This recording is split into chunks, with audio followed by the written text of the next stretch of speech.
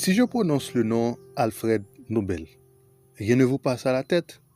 Assieds-toi, prends quelques minutes, découvrons qui était cette personne. Alfred Nobel était le fondateur des prix Nobel bien connus. Il était un scientifique, un inventeur et aussi un homme d'affaires. Alfred Nobel était une personnalité très dynamique. Enfance et éducation. Alfred Nobel est né le 21 octobre 1833 à Stockholm, en Suède.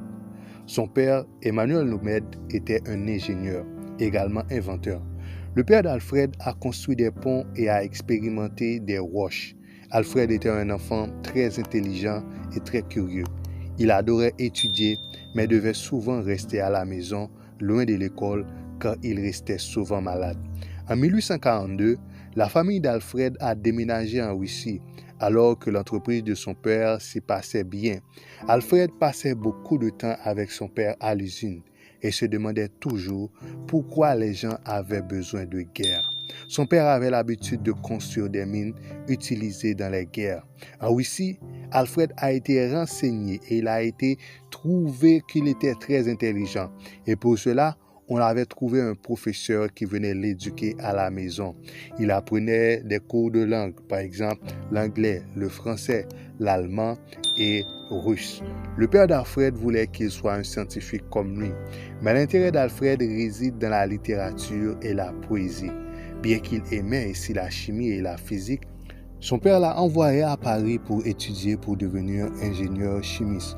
Après un an à Paris, Alfred a été envoyé aux États-Unis pour acquérir des compétences techniques, mais au lieu de cela, il a appris la poésie et la littérature, où se situent vraiment ses intérêts. À 19 ans, Alfred a décidé de retourner en Russie pour aider son père et son frère dans le travail d'usine. Il a aidé son père dans l'usine fabriquant de matériel militaire pour la Russie pendant la guerre de Crimée.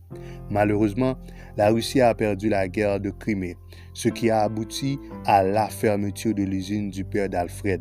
Le père et la mère d'Alfred ont décidé de quitter la Russie et de déménager en Suède, leur patrie. Mais Alfred et ses deux frères ont décidé de rester en Russie pour tenter de sauver ce qui restait de l'entreprise. La découverte de la dynamite.